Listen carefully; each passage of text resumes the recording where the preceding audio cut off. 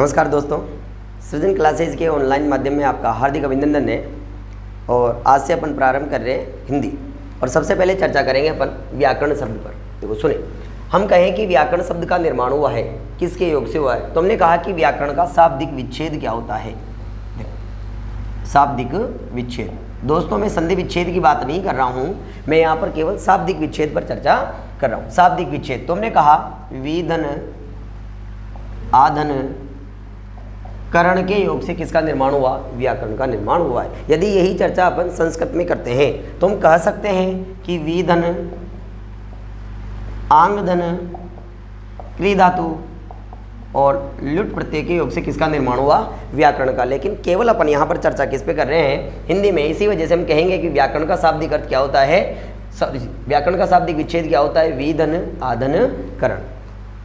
चलो दूसरी बात पर अपन चर्चा करें कि व्याकरण का शाब्दिक अर्थ क्या होता है। शाब्दिक अर्थ, शाब्दिक अर्थ तो हम कहेंगे कि भली भांति समझना, भली भांति समझना, या फिर इसे ये भी कह सकते हैं कि अच्छी प्रकार से समझना, अच्छी प्रकार से समझना।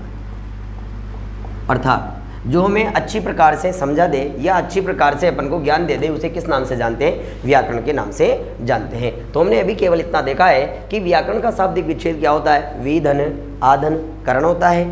व्याकरण का शाब्दिक अर्थ क्या होता है? भली भांति समझना या अच्छी प्रकार से समझना। तो हम कहेंगे कि व्याकरण किसे कहा जाता है? तो हम कहेंगे कि व्याकरण एक ऐसा ग्रंथ है, व्याकरण एक ऐसा ग्रंथ है जो हमें किसी भी भाषा के शुद्ध उच्चारण, शुद्ध लेखन तथा शुद्ध प्रयोग का ज्ञान प्रदान करता है। उस ग्रंथ को अपन किस नाम से जानते हैं? व्याकरण के नाम से जानते हैं। लेकिन हम कह सकते हैं कि व्याकरण उस पुस्तक को कहते हैं, व्याकरण उस विधा को कहते हैं, व्याकरण उस कृति को कहते हैं, व्याकरण उस रचना को कहते हैं जो हमें किसी भी भाषा के शुद्ध उच्चारण, शुद्ध लेखन तथा शुद्ध प्रयोग का ज्ञान प्रदान करती है। उसे किस नाम से जाना जाता है? व्याकरण के नाम से जाना जाता है। तो इसकी परिभाषा पर भी अपन चर्चा कर लेते हैं। परिभाषा क्या है इसकी कि व्याकरण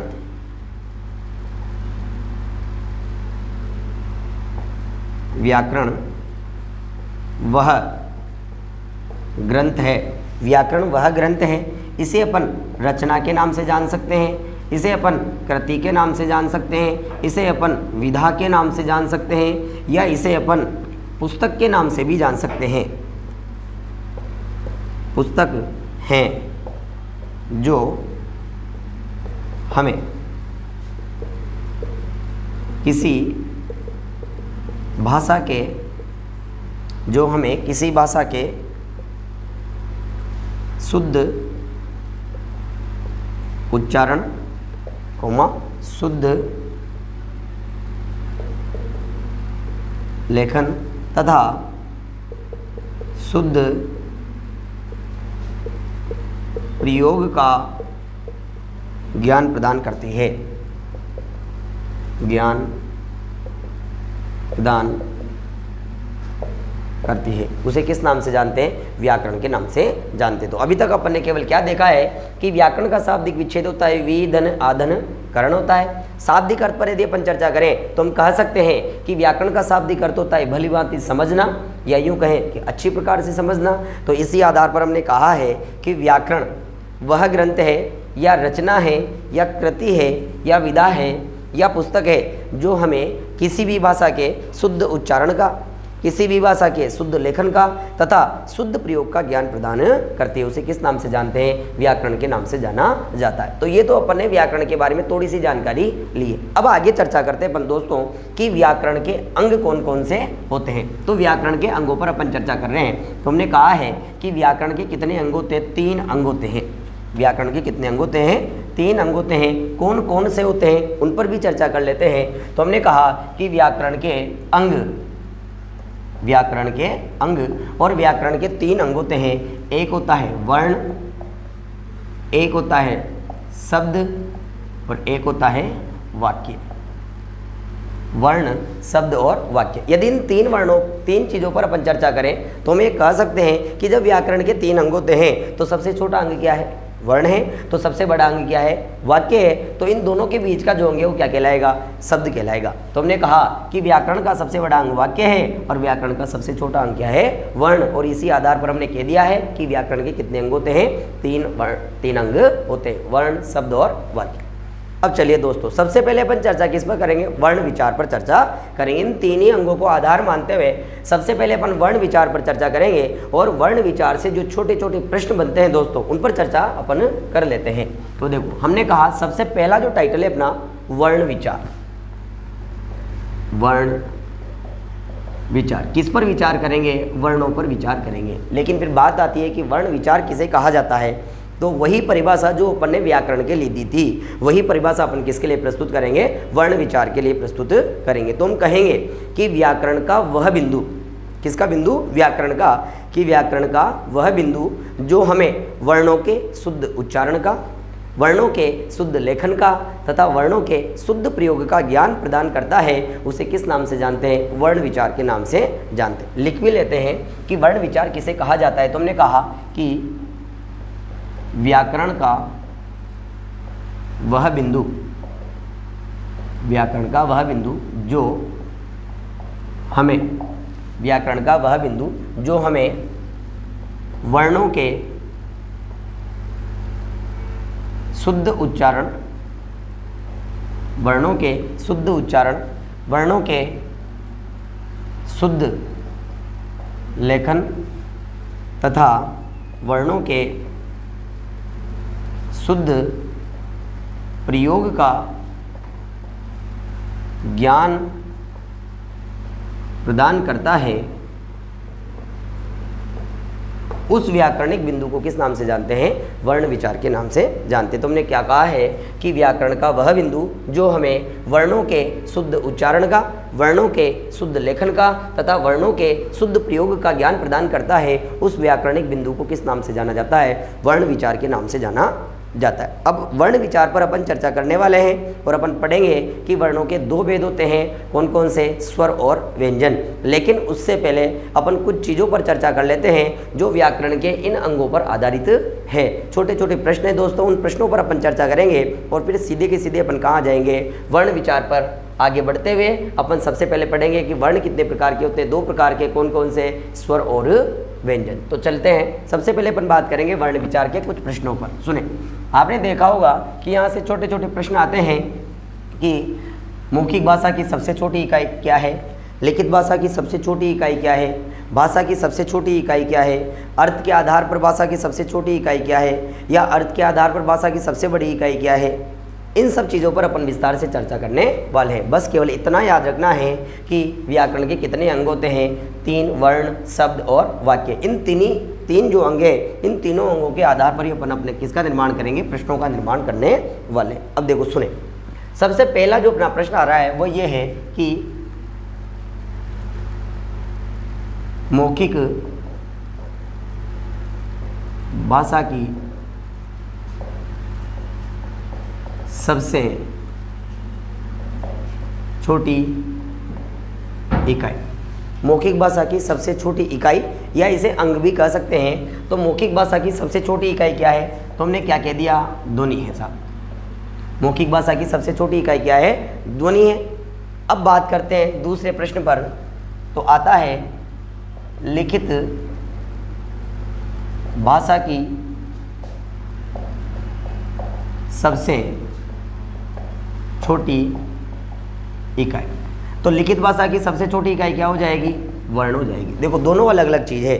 मैं आपके सामने जो कुछ भी विचार प्रकट कर रहा हूँ वह मेरे मुख के द्वारा निकल रहे हैं और आपके सीधे दिल और दिमाग में जा रहे हैं, लेकिन वो आपको दिखाई नहीं दे रहे। और जो दिखाई नहीं देता है वही तो ध्वनि है, और ध्वनि को तो अपन क्या कहते हैं? आत्मा है। तो इसी आधार पर हमने क्या कहा कि मौखिक भाषा की सबसे छोटी इकाई जो दिखाई नहीं देती है उसे किस नाम से जानते हैं? ध्वनि के नाम से जानते हैं। लेकिन मैं जो कुछ भी बोल रहा हूँ, यदि मैं उसे शरीर प्रदान कर देता हूँ, मैं उसे चिन्हों में बांध देता हूँ, मैं उसे लिपिबद्ध कर देता हूँ, तो फिर वो कौन सी इकाई बन जाएगी? वर्ण बन जाएगी। अर्थात वो लिखित भाषा की सबसे छोटी इकाई हो जाती है। तो दोनों में क्या अंतर है कि ध्वनि दिखाई नहीं देती है जबकि वर्ण दिखाई देते हैं। तो मैटर क्लियर है, मेरे द्वारा जो भी भाव निकल रहे हैं मुंह से वो आपको दिखाई नहीं दे रहे हैं, लेकिन आप उन्हें सुन रहे हैं और समझ भी रहे हैं। तो वो कौन सा रूप है? ध्वनि का रूप है। लेकिन यदि मैं उन्हीं विचारों को, उन्हीं शब्दों को यदि मैं लिख देता हूँ, शरीर प्रदान कर देता हूँ, चिन्ह प्रदान कर देता हूँ, लिपिबद्ध कर देता हूँ, तो वही चीज़ें आपको दिखने लग जाएगी और फिर वो कौन सा रूप हो जाएगा? वर्ण हो जाएगा। तो हमने कहा कि मौखिक भाषा की सबसे छोटी इकाई क्या है? ध्वनि है, जबकि लिखित भाषा की सबसे छोटी इकाई क्या है? वर्ण। दोनों प्रश्न तो हो गए, यहाँ तक तो कोई डाउट नहीं है कि दोनों अपने अपने स्थान पर बिल्कुल सही है। लेकिन यदि मान लो प्रश्न ऐसा बनता सीधा कि भाषा की सबसे छोटी इकाई, देखो अब क्या अंतर है कि यहाँ केवल क्या आया है? भाषा आया है, जबकि यहाँ मौखिक भाषा था और यहाँ कौन सी भाषा था? लिखित भाषा था। और यहाँ पर भाषा आया है, तो भाषा की सबसे छोटी इकाई क्या है? तो फिर आंसर जो है वो अपना क्या हो जाएगा? वर्ण हो जाएगा। अब आपके दिमाग में आ रहा होगा कि सर ध्वनि भी तो हो सकता है ना, तो वर्ण ही क्यों? क्यों दोस्तों, हम बात करेंगे भाषा के अंगों की, तो हमने कहा था कि कितने अंग होते हैं? 3, वर्ण, शब्द और तीसरा क्या है? वाक्य। अब देखो इन तीनों पर जब चर्चा करते हैं तो हम यही कहेंगे कि सबसे छोटा अंग क्या है? वर्ण, और सबसे बड़ा अंग क्या है? वाक्य। यहाँ पर अपन को ध्वनि तो दिखाई दे ही नहीं रही, और इसी आधार पर हमने कहा है कि भाषा की सबसे छोटी इकाई या भाषा का सबसे छोटा अंग क्या हो जाएगा? वर्ण। लेकिन जो ही अपन चर्चा करने लग जाते हैं मौखिक इकाई पर, तो मौखिक इकाई यहाँ पर क्या हो जाएगी? ध्वनि। और लिखित इकाई की जब चर्चा करेंगे तो लिखित इकाई अपनी क्या हो जाएगी? वर्ण। तो मैटर मेरे हिसाब से क्लियर हो गया होगा। आगे चलते हैं अगले प्रश्न पर। हमने कहा कि अर्थ के आधार पर, अर्थ के आधार पर भाषा की सबसे छोटी इकाई। अब देखो उसका प्रश्न क्या है कि अर्थ के आधार पर भाषा की सबसे छोटी इकाई क्या है? तो हम कहेंगे कि अर्थ के आधार पर भाषा की जो सबसे छोटी इकाई है वो क्या हो जाएगी? शब्द हो जाएगी। अर्थ के आधार पर भाषा की सबसे छोटी इकाई क्या हो जाएगी? शब्द। क्यों हो जाएगी उस पर भी चर्चा कर लेते हैं। हमने क्या कहा है कि व्याकरण के कितने अंग हैं? 3 अंग हैं, वर्ण, शब्द और वाक्य। इन 3 अंगों पर यदि चर्चा करें तो हम कहेंगे कि यहाँ वर्ण का कोई अर्थ नहीं होता है, तो फिर अपने पास 2 अंग बचते हैं, एक है शब्द और एक है वाक्य। और इन दोनों पर जब अपन चर्चा करते हैं तो दोनों का ही अर्थ तो होता है, लेकिन इन दोनों में छोटा वाला कौन सा है? शब्द है, और बड़ा वाला कौन सा है? वाक्य। तो फिर अपना जो आंसर निकल के आया कि अर्थ के आधार पर भाषा की सबसे छोटी इकाई या सबसे छोटा अंग क्या हो जाएगा? शब्द हो जाएगा। मैटर क्लियर है? तो हमने क्या कहा कि अर्थ के आधार पर भाषा की सबसे छोटी इकाई क्या हो जाएगी? शब्द हो जाएगी। यदि इसी चीज़ को अपन ऐसा लिख देते हैं कि अर्थ के आधार पर भाषा की सबसे बड़ी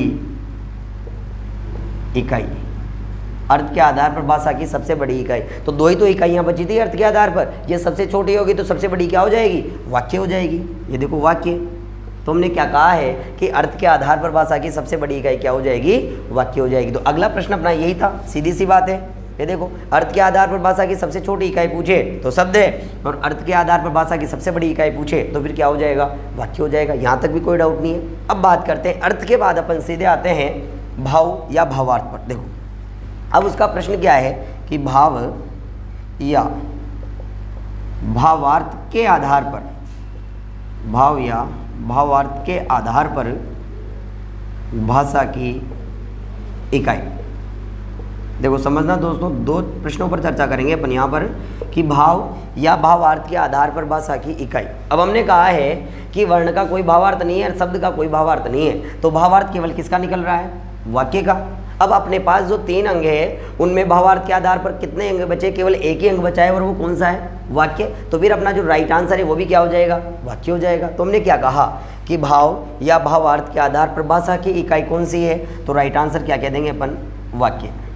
क्या कह देंगे? वाक्य। लेकिन यदि मान लो प्रश्न ऐसा नहीं बने और प्रश्न ऐसा बनता है कि भाव या भावार्थ के आधार पर भाषा की, यदि मान लो पूछ ले सबसे छोटी इकाई, तो अपने पास तो है ही एक ही, सबसे छोटा भी यही है तो सबसे बड़ा भी यही है। तो यदि सबसे छोटी इकाई पूछे तब भी क्या हो जाएगा आंसर, तब भी वाक्य हो जाएगा। और यदि मान लो सबसे बड़ी इकाई भी पूछ ले तब भी आंसर क्या हो जाएगा, वाक्य हो जाएगा। तुमने क्या कहा है कि भाव या भावार्थ के आधार पर भाषा की सबसे छोटी इकाई भी क्या है, वाक्य, और भाषा की सबसे बड़ी इकाई भी क्या हो जाएगी, वाक्य हो जाएगी। अब देखो चर्चा कर लें अपन इसी आधार पर। तो एक शब्द है मुहावरा और एक शब्द है अपने पास लोकोक्ति, मुहावरा और लोकोक्ति।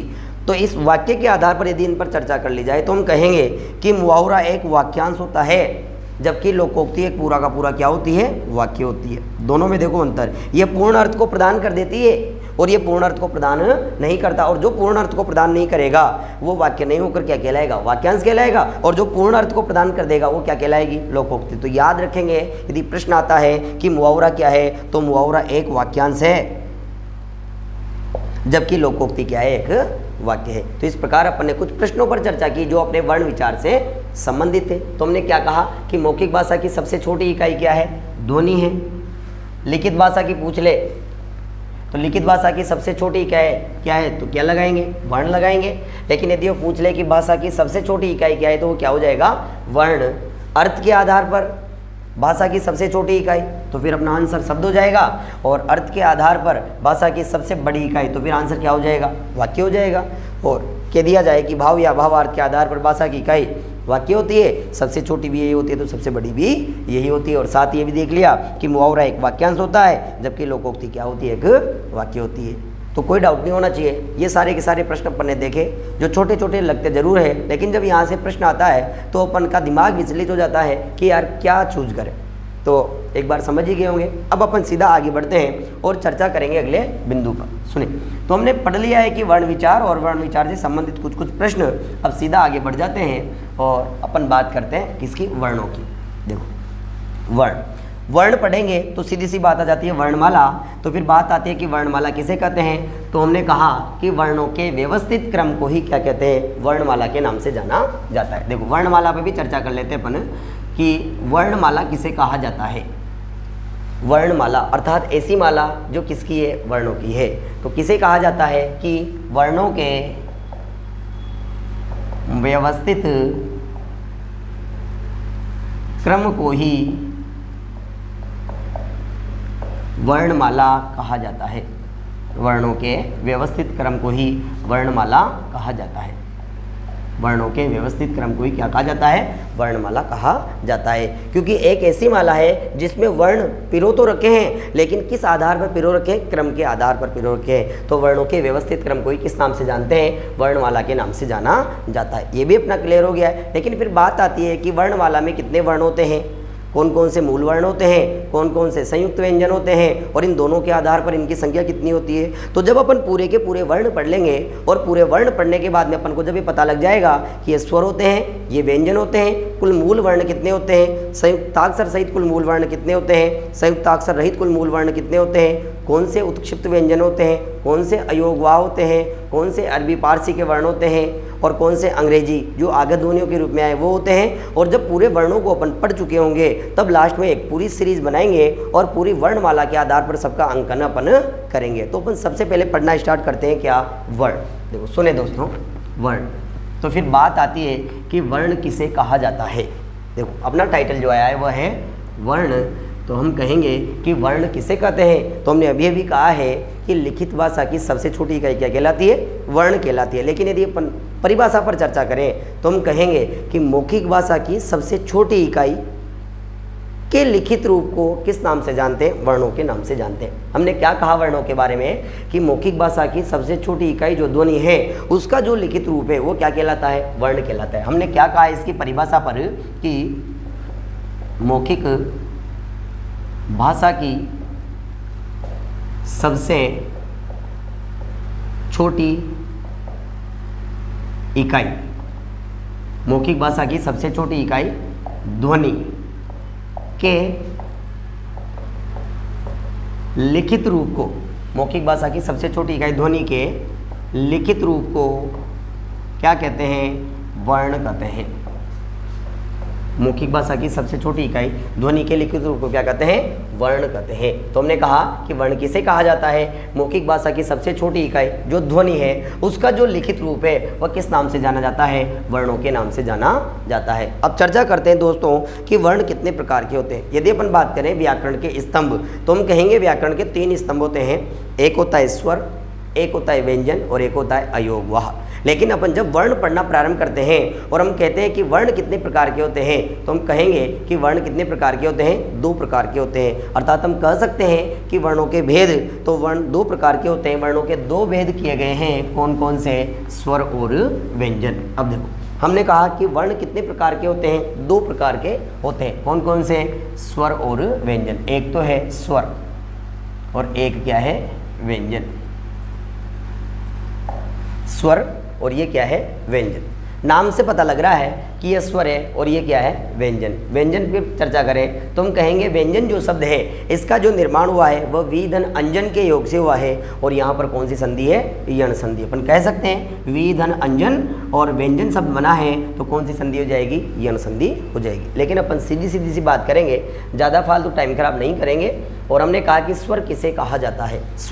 स्वर किसे कहा जाता है? यदि अपन सीधे बात करें तो हम कहेंगे कि ऐसे वर्ण जो मुख विवर से स्वतंत्र रूप से बोले जाते हैं वो क्या कहलाते हैं? स्वर कहलाते हैं। ऐसे वर्ण जो मुख विवर से स्वतंत्र रूप से बोले जाते हैं वो क्या कहलाते हैं? स्वर कहलाते हैं। लेकिन ऐसे वर्ण जो मुख विवर से स्वतंत्र रूप से नहीं बोले जाते हैं बल्कि स्वरों की सहायता से बोले जाते हैं वो क्या कहलाते हैं? व्यंजन कहलाते हैं। देखो एक चीज़ क्या देखी, ये स्वतंत्र रूप से नहीं बोले जाएंगे, स्वरों की सहायता से बोले जाएंगे, व्यंजन कहलाते हैं। फिर हमने क्या कहा कि वे वर्ण जिनके उच्चारण में किसी प्रकार की कोई बाधा नहीं आती है अर्थात जो अबाध रूप से बोले जाते हैं वो क्या कहलाते हैं? स्वर। लेकिन ऐसे वर्ण जिनके उच्चारण में कोई ना कोई बाधा आती है अर्थात जो बिना बाधा के उच्चरित नहीं होते हैं वो क्या कहलाते हैं? व्यंजन कहलाते हैं। फिर हमने ये भी कहा है कि वे वर्ण जिनके उच्चारण में संघर्ष करना पड़ता है वो व्यंजन कहलाते हैं और जिनके उच्चारण में संघर्ष ही नहीं करना पड़ता है वो क्या कहलाते हैं? स्वर कहलाते हैं। और लास्ट में यदि अपन चर्चा करके कहें तो केवल इतना ही कहेंगे कि ऐसे वर्ण जो स्वतंत्र रूप से उच्चरित होते हैं या स्वतंत्र रूप से बोले जाते हैं उन्हें किस नाम से जाना जाता है? स्वरों के नाम से जाना जाता है। लेकिन जो स्वतंत्र रूप से उच्चरित नहीं होते हैं, स्वरों की सहायता से उच्चरित होते हैं वो क्या कहलाते हैं? व्यंजन कहलाते हैं। तो अपन क्या कह सकते हैं कि ऐसे वर्ण जो स्वतंत्र रूप से बोले जाते हैं, देखो ये स्वतंत्र रूप से बोले जाते हैं, ये स्वतंत्र रूप से बोले जाते हैं, लेकिन ये स्वतंत्र रूप से नहीं बोले जाते, ये स्वतंत्र नहीं बोले जाते, ये स्वतंत्र रूप से बोले जाते हैं, ये स्वतंत्र रूप से नहीं बोले जाते। किसकी सहायता से बोले जाते हैं? स्वरों की सहायता से बोले जाते हैं, स्वरों की सहायता से। ये देखो फिर हमने कहा ऐसे वर्ण जो बिना किसी बाधा के उच्चरित होते हैं अर्थात अबाध रूप से अबाध उच्चरित होते हैं अर्थात स्वरों के उच्चारण में किसी भी प्रकार की कोई बाधा नहीं आती है अर्थात ये अबाध रूप से उच्चरित होते हैं। लेकिन ऐसे वर्ण जिनके उच्चारण में क्या उत्पन्न होती है? बाधा अर्थात सबाध अर्थात बाधा के साथ में क्या होते हैं? उच्चरित होते हैं, वो क्या कहलाते हैं? व्यंजन कहलाते हैं। फिर हमने क्या कहा कि ऐसे वर्ण जिनके उच्चारण में संघर्ष करना पड़ता है वो व्यंजन है और जिनके में संघर्ष नहीं करना पड़ता वो क्या है? स्वर है। तो ये बिना किसी संघर्ष के बोले जाते हैं। ये देखो बिना किसी संघर्ष के उच्चरित होते हैं और ये क्या है? संघर्ष के साथ उच्चरित होते हैं वो क्या कहलाते हैं? व्यंजन कहलाते हैं। तो मोटी मोटी चीज़ें अपन इनके बारे में जानी कि वे वर्ण जो मुख्य विवर से स्वतंत्र रूप से बोले जाते हैं स्वर कहलाते हैं, जबकि जो स्वतंत्र रूप से नहीं बोले जाते स्वरों की सहायता से बोले जाते हैं क्या कहलाते हैं? व्यंजन कहलाते हैं। संख्या पर चर्चा कर लें यदि मोटी मोटी सी तो हम कहेंगे कि स्वरों की संख्या कितनी है? 11, जबकि व्यंजनों की कितनी मानी जाती है? 33 मानी जाती है। और इसी आधार पर हम कहेंगे कि कुल मूल वर्णों की संख्या कितनी होती है? 44। क्यों? क्योंकि 11 स्वर और 33 व्यंजन, तो 11 + 33 बराबर कितने हो जाएंगे? 44 हो जाएंगे। तो हमने क्या कहा कि कुल मूल वर्णों की संख्या कितनी हो जाती है?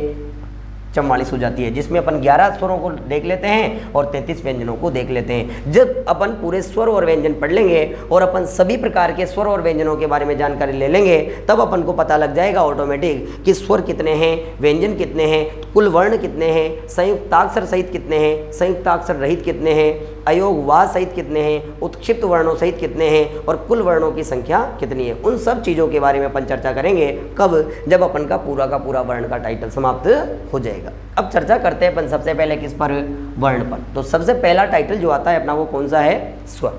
देखिए दोस्तों, स्वर। तो हमने कहा कि स्वर किसे कहते हैं, वे वर्ण जो मुख्य विवर से स्वतंत्र रूप से बोले जाते हैं वो क्या कहलाते हैं, स्वर कहलाते हैं। वे क्या कहलाते हैं, स्वर। तो इसकी जो परिभाषा है, जिन्हें अंग्रेजी में ऑल्स कहते हैं, वे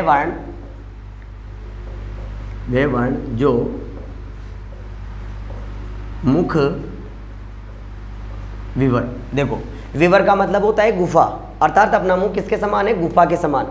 और अपन कह सकते हैं इसे बिल भी कहते हैं और छेद भी कहते हैं। तो ऐसे वर्ण जो मुख्य रूपी गुफा से स्वतंत्र रूप से बोले जाते हैं, तो हमने कहा वे वर्ण जो मुख्य विवर से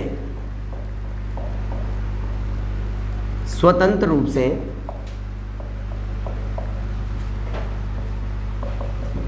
उच्चरित होते हैं, स्वतंत्र रूप से उच्चरित होते हैं,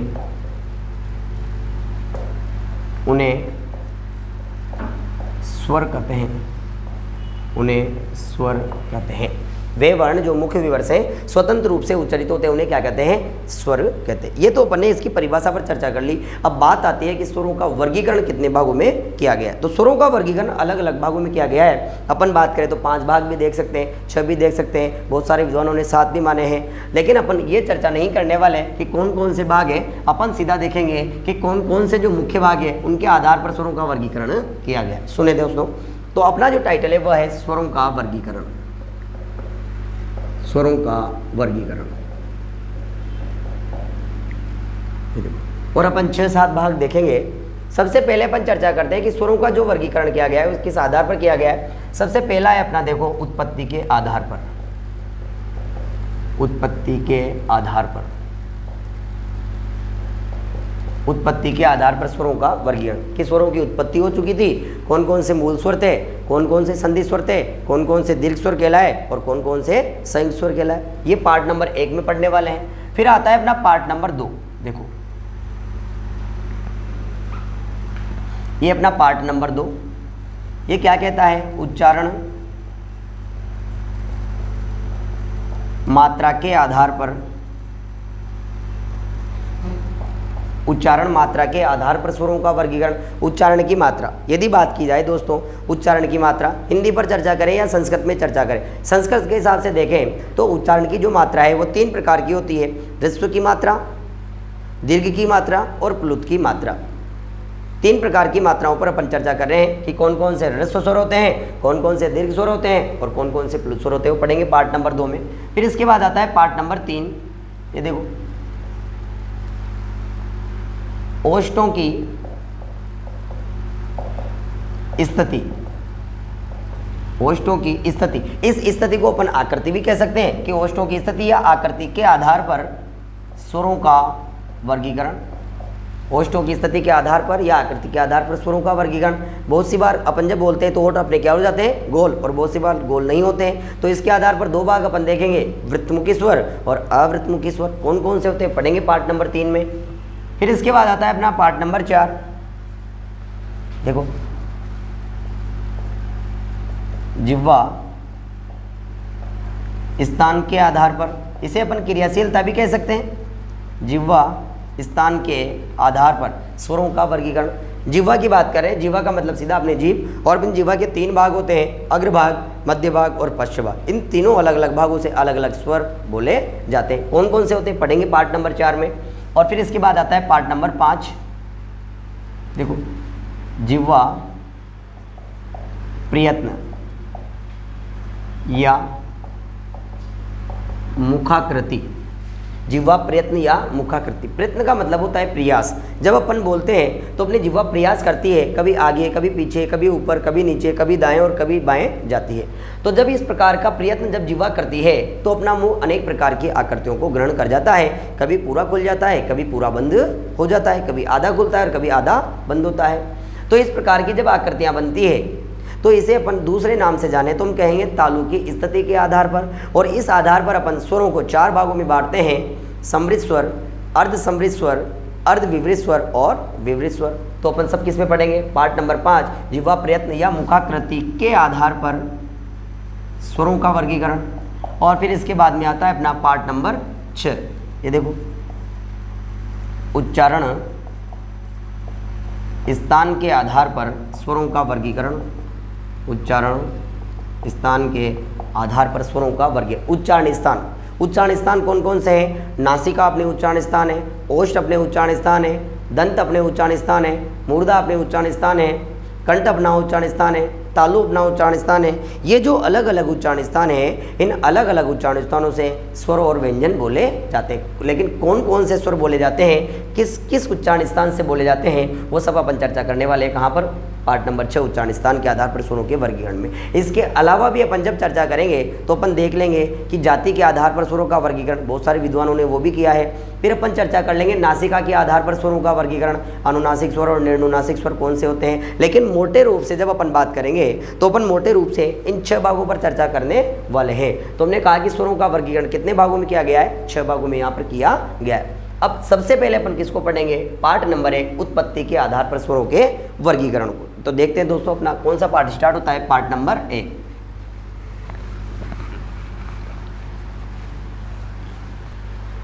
तो अपना पाठ नंबर 1 देखो, उत्पत्ति के आधार पर स्वरों का वर्गीकरण। देखो दोस्तों, उत्पत्ति के आधार पर स्वरों का वर्गीकरण। और उत्पत्ति के आधार पर यदि बात की जाए तो हम कहेंगे उत्पत्ति के आधार पर स्वरों को 2 भागों में बांटा गया है, जिसमें पहला आता है अपना मूल स्वर और दूसरा आता है अपना संधि स्वर। संधि स्वर, और इन्हीं संधि स्वरों को अपन किस नाम से जानते हैं? संध्यक्षर के नाम से भी जानते हैं। किस नाम से जाना जाता है? संध्यक्षर के नाम से भी जाना जाता है। अब देखो, 2 भागों में बांटा गया है, मूल स्वर और संधि स्वर। हम ये भी कह चुके हैं कि स्वरों की संख्या कितनी है? 11। तो डिवाइडेशन भी कितने में से होगा? 11 में से होगा। अपन बात केवल हिंदी में ही कर रहे हैं, संस्कृत की तो बात कर ही नहीं रहे। तो हिंदी में जो स्वरों की कुल संख्या है वो कितनी है? 11 है। तो डिवाइडेशन 11 में होगा। तो हमने कहा कि उत्पत्ति के आधार पर स्वरों को 2 भागों में बांटा गया है, मूल रूप से मूल स्वर और संधि स्वर। मूल का मतलब क्या होता है दोस्तों? जड़ होता है। कोई भी चीज़ जब पैदा होती है तो सबसे पहले मूल रूप में या जड़ रूप में ही पैदा होती है। हम ये भी कह सकते हैं कि वे स्वर जो मूल रूप में पैदा हुए हैं, वे स्वर जो मूल रूप में पैदा हुए हैं, या यूँ कहें कि वे स्वर जो स्वतंत्र रूप में पैदा हुए हैं, या यूँ भी कह सकते हैं कि वे स्वर जो बिना किसी दूसरे स्वरों की सहायता के पैदा हुए हैं, वो कौन से स्वर कहलाते हैं? मूल स्वर कहलाते हैं। और मूल स्वरों की संख्या कितनी है दोस्तों? 4। और होते कौन कौन से हैं? तो हमने कहा अ, ई, उ और री। ये कौन से स्वर कहलाते हैं? मूल स्वर कहलाते हैं। अब यदि बात की जाए कि 11 में से 4 गए तो कितने बचे? 7। ये कौन से स्वर कहलाएंगे? संधि स्वर कहलाएंगे। लेकिन इन पर चर्चा करें मूल स्वर, कि वे स्वर जो मूल रूप में पैदा हुए हैं, वे स्वर जो स्वतंत्र रूप से पैदा हुए हैं, वो कौन से स्वर कहलाते हैं? मूल स्वर। और इन मूल स्वरों को अलग अलग नामों से जाना जाता है। इन मूल स्वरों को ही दोस्तों जड़ स्वर भी कहते हैं। इन मूल स्वरों को किस नाम से जानते हैं? जड़ स्वरों के नाम से। इन्हें प्राकृतिक स्वरों के नाम से भी जाना जाता है। प्राकृतिक मतलब प्रकृति के द्वारा प्रदत्त मान सकते हैं अपन कि स्वयं पैदा हुए हैं। प्राकृतिक का ही दूसरा नाम है नैसर्गिक, क्योंकि नैसर्गिक शब्द निसर्ग धन एक के योग से बनाए, तो इन्हें नैसर्गिक स्वर भी कहते हैं। आगे बात करें, इन्हें बीजाक्षर के नाम से भी जाना जाता है, अर्थात ऐसे अक्षर जो बीज रूप में आए हैं बीजाक्षर कहलाते हैं। चलते चलते रूढ़ हो गए हैं, इस कारण इन्हें रूढ़ाक्षर के नाम से भी जाना जाता है। किस नाम से जाना जाता है? रूढ़ाक्षर के नाम से भी जाना जाता है। और थोड़ी बहुत और चर्चा कर लें तो इन्हें अपन स्वतंत्र स्वरों के नाम से भी जानते हैं। किस नाम से जानते हैं? स्वतंत्र स्वरों के नाम से। स्वतंत्र रूप से पैदा हुए हैं और प्राचीन समय में पैदा हो गए, आदि काल में ही पैदा हो गए, इसी कारण इन्हें आदि स्वरों के नाम से भी जाना जाता है। ये सब दोस्तों कौन से स्वरों के नाम है? मूल स्वरों के नाम। तो हमने कहा मूल स्वरों की संख्या कितनी? 4। होते कौन कौन से हैं? अ, ई, उ और री। अब बात करते हैं अपन किसकी? संधि स्वरों की। देखो, संधि स्वर किसे कहते हैं? कि वे स्वर जो 2 स्वरों के मिलने से बने हैं उन्हें संधि स्वरों के नाम से जाना जाता है, क्योंकि संधि का शाब्दिक अर्थ भी क्या होता है, मेल होता है। अर्थात ऐसे स्वर जो दो स्वरों के मिलने से बने हैं उन्हें संधि स्वर कहते हैं। और संधि स्वरों को किस नाम से जानते हैं, संध्यक्षर के नाम से भी जाना जाता है। तो दो चीज़ों पर यहाँ पर चर्चा कर रहे हैं कि जो संधि है इसका शाब्दिक अर्थ तो क्या होता है दोस्तों, मेल होता है, मेल का मतलब मिलन।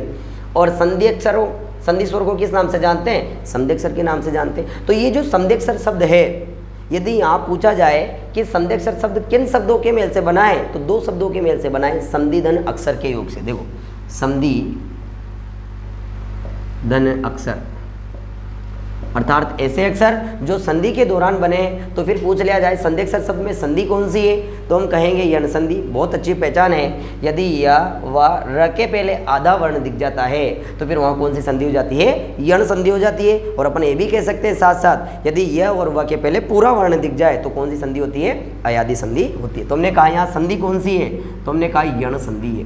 कौन सी संधि है, यण संधि। अब देखो ये चार थे, अ ई उ और री। इनके अलावा जितने ही बचे सब क्या कहलाएंगे, संधि स्वर कहलाएंगे। देखो कौन कौन से थे, आ, ई, उ, ए, ऐ, ओ और औ। ये कौन से स्वर कहलाए, संधि स्वर कहलाए।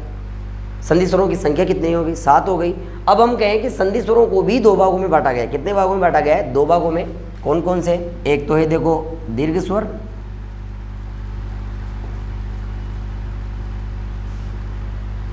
और दूसरा क्या है, संयुक्त स्वर।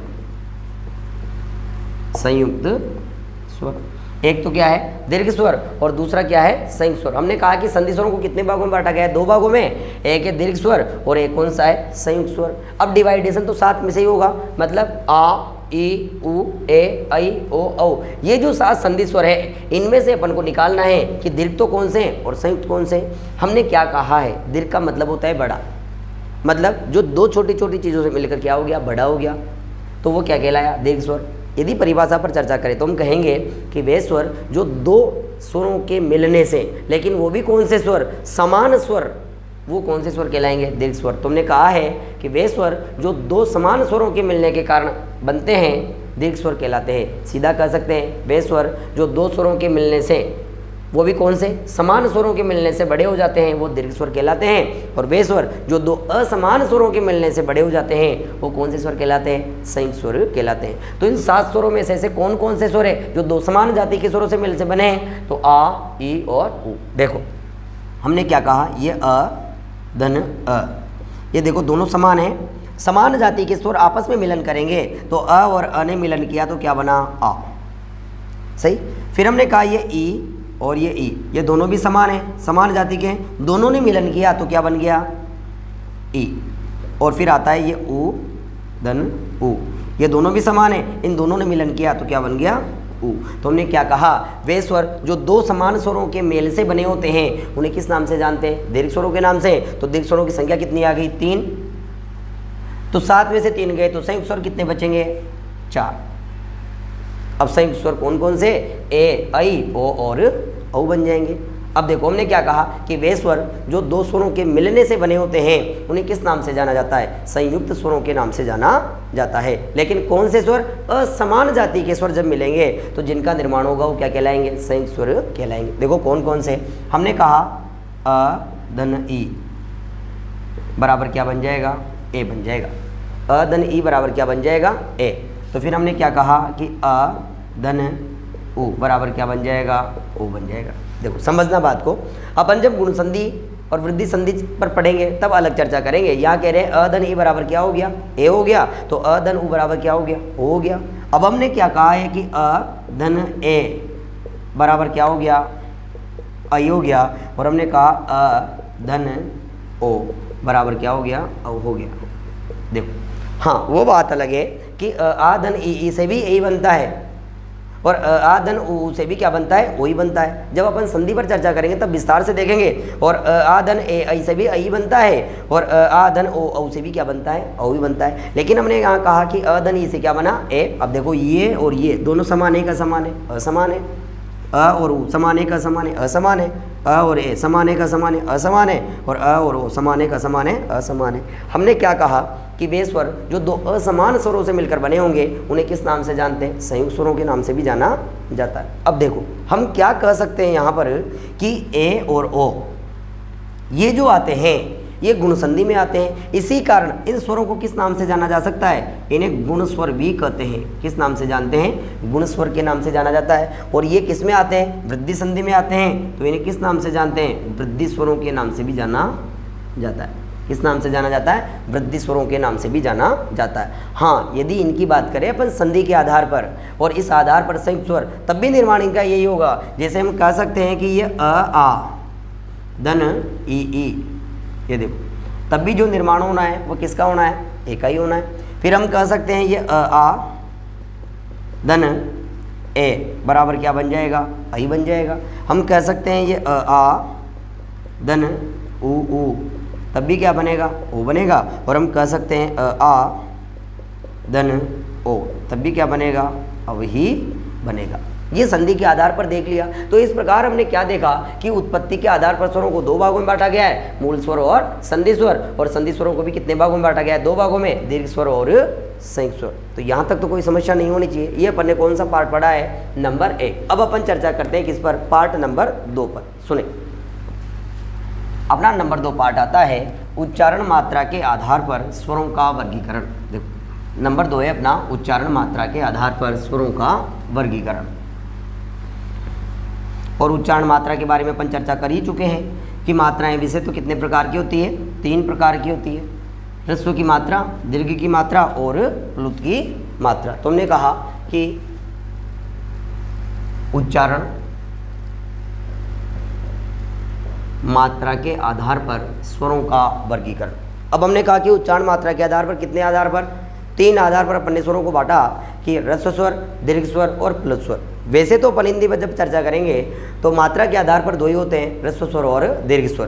क्यों? क्योंकि जब अपन प्लुत की बात करते हैं तो प्लुत का प्रयोग तो मुख्य रूप से कहाँ होता है? संस्कृत में होता है। लेकिन अपन यहाँ पर भी चर्चा करेंगे कि हिंदी में जब किसी को पुकारा जाता है, संबोधित किया जाता है, टेर दी जाती है, कोई व्यक्ति चिल्ला रहा होता है, कोई कमरा खाली है, उसमें जब अपन बोलते हैं तो कोई गुंजन होती है, तो वहाँ पर भी कौन से स्वर का प्रयोग माना जाता है?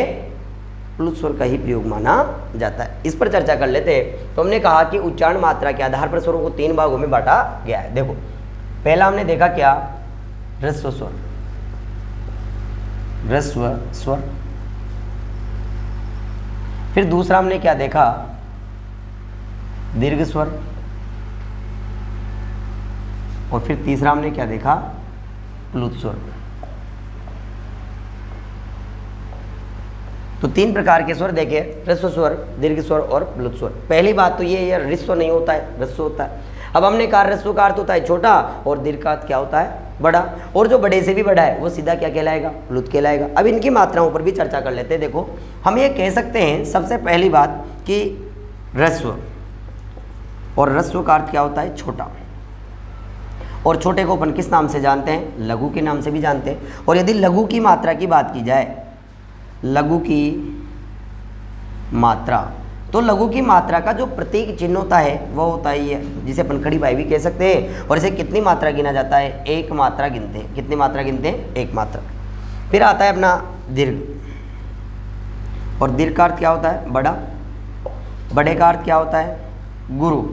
और यदि बात की जाए गुरु की मात्रा के प्रतीक की, तो ये देखो अवग्रह, जिसे आप यश बोलते हो, और इसे कितनी मात्रा गिनते हैं? 2 मात्रा। कितनी मात्रा गिनते हैं? 2 मात्रा। और फिर तीसरा आता है अपना प्लुत। और यदि अपन बात करें प्लुत की मात्रा के प्रतीक की, तो ऐसा इसका प्रतीक होता है। ये 3 के नीचे क्या लगी रहती है? पूंछ। इस प्रकार का ऐसा साइन होता है। और इसे कितनी मात्रा गिनी जाती है? 3 मात्रा के नाम से जाना जाता है। कितनी मात्रा के नाम से? 3 मात्रा के नाम से जाना जाता है। इस प्रकार हमने देख लिया कि इनकी मात्रा कौन कौन सी होती है। अब वर्गीकरण करते हैं अपन स्वरों के आधार पर। हमने कह दिया है कि स्वर तो कितने हैं? 11 ही है। देखो हमने कहा कि वे स्वर जिनके उच्चारण में 1 मात्रा के उच्चारण जितना समय लगता है वह ह्रस्व स्वर कहलाते हैं। वे स्वर जिनके उच्चारण में 1 मात्रा के उच्चारण जितना समय लगता है वो क्या कहलाते हैं? ह्रस्व स्वर। तो फिर हमने क्या कहा है कि वे स्वर जिनके उच्चारण में 2 मात्रा के जितना समय लगता है, या यूँ कहें ह्रस्व स्वरों से दुगुना समय लगता है वो कौन से स्वर कहलाते हैं? दीर्घ स्वर कहलाते हैं। और यूँ कहें कि वे स्वर जिनके उच्चारण में 3 मात्रा का समय लगता है, या यूँ कहें ह्रस्व स्वरों से तिगुना समय लगता है, वो कौन से स्वर कहलाते हैं? प्लुत स्वर कहलाते हैं। बात समझ में आई होगी।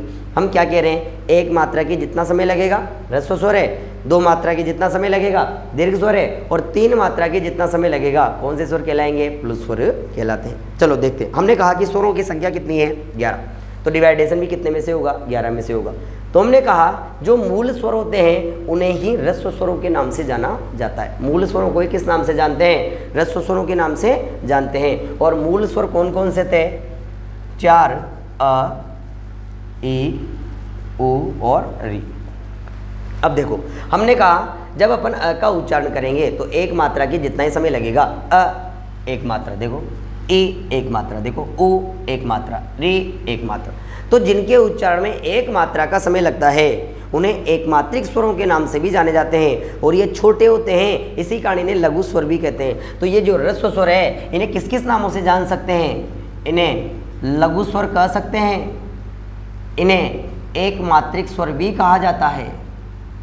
किस नाम से जानते हैं? लघु स्वरों के नाम से, और एकमात्रिक स्वरों के नाम से भी इन्हें जाना जाता है, क्योंकि इनके उच्चारण में 1 मात्रा की जितना समय लगता है। अब इनसे दुगुना जो लगेगा वो क्या कहलाएंगे? दीर्घ स्वर कहलाएंगे। अब हमने कहा कि यदि मान लो मैं इस अ को बोलूं तो 1 मात्रा जितना समय लगा, फिर मैंने एक बार अ और बोल दिया तो इसके उच्चारण में भी 1 मात्रा जितना समय लगा। अब मैं इन दोनों को जब मिला के बोलूँगा तो क्या बनेगा? हाँ, तो दुगुना समय लगा, तो 1 और 1 बराबर कितने हो जाएंगे? 2। तो फिर आ की कितनी मात्रा आ जाएगी दोस्तों? 2 मात्रा आ जाएगी। मतलब इनको छोड़ के जितने बचेंगे सब क्या कहलाएंगे? दीर्घ स्वर कहलाएंगे। देखो हमने क्या कहा? आ, ये देखो आ, ई, उ, ए, ऐ, ओ और औ। कौन से स्वर कहलाएंगे? दीर्घ स्वर। क्यों? क्योंकि इसके उच्चारण में भी 2 मात्रा का समय लगता है। ई 2 का लगता है, उ, ए, ऐ, ओ और औ। कौन से स्वर कहलाते हैं दोस्तों? दीर्घ स्वर। बात क्या आई? बड़े हैं तो गुरु स्वर कहलाते हैं, 2 मात्रा का समय लगता है, द्विमात्रिक स्वर कहलाते हैं। तो इन्हें भी किस नाम से जानते हैं? अपन दीर्घ स्वरों के नाम से जानते हैं। दीर्घ स्वर किस नाम से जानते हैं? दीर्घ स्वर। और दीर्घ स्वरों को किस नाम से जाना जाता है? गुरु स्वरों के नाम से भी जाना जाता है। गुरु स्वर, ये देखो गुरु स्वर। या फिर इन्हें किस नाम से जानते हैं? द्विमात्रिक स्वरों के नाम से भी जाना जाता है। अब देखो 7 और 4 हो गए 11 स्वरों की, तो कुल संख्या पूरी हो ही गई। एक क्या बचा हुआ है? प्लुत स्वर। वैसे तो मैं फिर कह रहा हूँ प्लुत स्वरों की बात करेंगे तो संस्कृत में होती है, जैसे अपन मंत्रोच्चार करते हैं ओम, तो वहाँ 2 से काम नहीं चल रहा, वहाँ 2 से अधिक मात्राओं का समय लग रहा है। और जहाँ 2 से अधिक मात्राओं का समय लगता है कौन से स्वर कहलाते हैं? प्लुत स्वर कहलाते हैं। कौन से स्वर कहलाते हैं? प्लुत स्वर। लेकिन हिंदी में कब प्रयोग होता है उस पर चर्चा कर लेते हैं। जैसे कोई व्यक्ति रो रहा है, चिल्ला रहा है, तो वहाँ पर भी कौन सा स्वर है? प्लुत स्वर होता है। खाली कमरा है, कोई वस्तु गिरी और वो आवाज़ यदि गूंजने लगी तो वो भी कौन सा स्वर है? प्लुत स्वर है। कुआं जो है उसमें अपन ने पत्थर डाला और वहाँ से कुछ समय तक उसकी आवाज़ आई, वो भी कौन सा स्वर है? प्लुत स्वर है। एक माइक में वक्ता यदि बोल रहा है और आवाज़ 2-4 बार तक गूंजती है, वो भी कौन सा स्वर है? प्लुत स्वर है। तो कहने का मतलब क्या है? जहाँ 2 से अधिक मात्राओं का समय लगता है वो कौन से स्वर होते हैं? प्लुत स्वर होते हैं। जैसे मान लो हमने कहा ये ओम, तो फिर ये कौन से स्वर कहलाएगा? प्लुत स्वर कहलाएगा, क्योंकि ये जो साइन है ये कौन से स्वर का साइन है? प्लुत स्वर का ही साइन है, क्योंकि यहाँ काम केवल 2 मात्राओं से नहीं चल रहा। मैंने क्या कहा? यदि मान लो मैं ऐसा लिखता ओम, तो ये ओ का साइन तो यही रह गया, तो कितनी मात्रा लगी? केवल 2 मात्रा लगी। लेकिन यदि मान लो मैं ऐसा नहीं कह करके यदि मैं ऐसा कहता ये ओ और ओ के साउंड को खींच देता ओम, तो 2 मात्रा से काम नहीं चल रहा। और जहाँ 2 मात्रा से काम नहीं चलता वहाँ कितनी मात्रा आ जाती है? 3। और जहाँ 3 ही आ जाती है फिर वहाँ कौन से स्वर हो जाते हैं? प्लुत स्वर हो जाते हैं। यहाँ तक तो कोई डाउट नहीं। अब बात करते हैं प्लुत स्वरों की संख्या पर। देखो कि प्लुत स्वरों की संख्या कितनी होती है, तो हम कहेंगे कि प्लुत स्वरों की संख्या जो होती है वो होती है 8। इनमें 7 तो दीर्घ स्वर आ जाते हैं और जो ह्रस्व स्वर है इनमें से केवल किसको लिया जाता है? अ को ही लिया जाता है। तो हम कह सकते हैं कि जो प्लुत स्वर है उनकी संख्या यहाँ कितनी हो जाएगी? 8 हो जाएगी। क्यों? क्योंकि हम दीर्घ स्वर जो है इनकी सीमा को बढ़ा देते हैं। आ, ई, ऊ, ए, ऐ, ओ, औ। लेकिन यहाँ पर जब अपन चर्चा करते हैं तो यहाँ केवल अ को ही ले सकते हैं, क्योंकि अपन अ का साउंड तो लंबा खींच सकते हैं लेकिन जब ई, ऊ और री का जब साउंड लंबा करेंगे तो फिर बड़ी ई का साउंड आ जाता है, बड़े ऊ का साउंड आ जाता है, बड़ी री का साउंड आ जाता है। इसी कारण हम कह सकते हैं कि जो प्लुत स्वर है उनकी संख्या कितनी है दोस्तों? 8। और वो कौन कौन से बन जाते हैं? ये आ, जो ही 2 मात्रा से अधिक का समय लगेगा तो कौन सा स्वर बन जाएगा? प्लुत स्वर। ई, ऊ, ए, ऐ, ओ, औ और अ, जो ही इनमें 2 से अधिक मात्रा का समय लगने लगता है, यही स्वर कौन से स्वर का रूप धारण कर लेते हैं? प्लुत स्वर का रूप धारण कर लेते हैं। तो बात समझ में आई होगी। उच्चारण मात्रा के आधार पर स्वरों को कितने भागों में बांटा गया है? 3, ह्रस्व स्वर, दीर्घ स्वर और प्लुत स्वर। तो ये भी अपना पूरा हो गया। अब बात करते हैं दोस्तों कौन से नंबर पर? पार्ट नंबर अपना 3 कौन सा है? ओष्ठों की स्थिति या यूं कहें आकृति के आधार पर स्वरों का वर्गीकरण। ओष्ठों की स्थिति या आकृति के आधार पर स्वरों का वर्गीकरण। देखो दोस्तों सुने, नंबर 3 आ रहा है ओष्ठों की स्थिति। ओष्ठों की स्थिति, इसे अपन आकृति भी कह सकते हैं कि ओष्ठों की स्थिति या आकृति के आधार पर स्वरों का वर्गीकरण। और हम कहें कि ओष्ठों की स्थिति या आकृति के आधार पर स्वरों को 2 भागों में बांटा गया है। कौन कौन से? देखो सबसे पहला आता है अपना वृत्तमुखी स्वर और दूसरा आता है अपना अवृत्तमुखी स्वर। वृत्तमुखी स्वर और दूसरा आता है अवृत्तमुखी स्वर। वृत्त के समान मुख हो जाए तो वृत्तमुखी स्वर कहलाएंगे, और वृत्त के समान जब मुख नहीं होगा अवृत्तमुखी स्वर कहलाएंगे। सीधा सीधा अपन कह सकते हैं कि वे स्वर जिनके उच्चारण में होठों की जो स्थिति है यदि वो वृत्त के समान गोल हो जाती है तो वृत्तमुखी स्वर कहलाते हैं, और यदि होठों की जो आकृति है वो वृत्त के समान गोल नहीं होती है तो फिर वो क्या कहलाते हैं? अवृत्तमुखी कहलाते हैं, क्योंकि अ एक अव्यय भी है और उपसर्ग भी है, और ये किसका अर्थ देता है? नहीं का अर्थ देता है। तो हमने क्या कहा कि वे स्वर जिनके उच्चारण में होठों की आकृति वृत्त के समान हो जाती है वे वृत्तमुखी कहलाते हैं, और जिनके में नहीं होती है वो क्या कहलाते हैं? अवृत्तमुखी स्वर। और इन्हें वर्तुलाकार स्वरों के नाम से भी जानते हैं।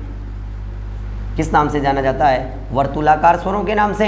और इन्हें किस नाम से जाना जाता है? अवर्तुलाकार स्वरों के नाम से भी जाना जाता है। अब स्वरों की संख्या तो देखो कितनी है? 11 ही है। डिवाइडेशन भी उनमें से ही होगा। हमने क्या कहा सुने, देखो कौन कौन से स्वर है, अर्थात 11 स्वरों में से ऐसे स्वर जिनके उच्चारण में होठों की स्थिति गोलाकार हो जाए। तो देखो गुलाब जामुन, अपन गुलाब जामुन खाते हैं और गुलाब जामुन भी कैसा होता है? गोल होता है। और गुलाब जामुन का पहला वर्ण भी क्या है? गु। तो हमने कहा गु, उ, ओ, औ। तो देखो उ, ओ, औ जब इनका उच्चारण किया जाता है तो अपने होठ कैसे हो जाते हैं? गोल हो जाते हैं। कौन से स्वर कहलाएंगे? वृत्तमुखी स्वर। तो वृत्तमुखी स्वरों की संख्या कितनी आ गई यहाँ पर? 1, 2, 3 और 4। तो 11 में से 4 गए तो कितने बचे? 7। कौन से स्वर कहलाएंगे? अवृत्तमुखी स्वर कहलाएंगे। अब इनके अलावा जितने बचे देखो अ, आ, ई,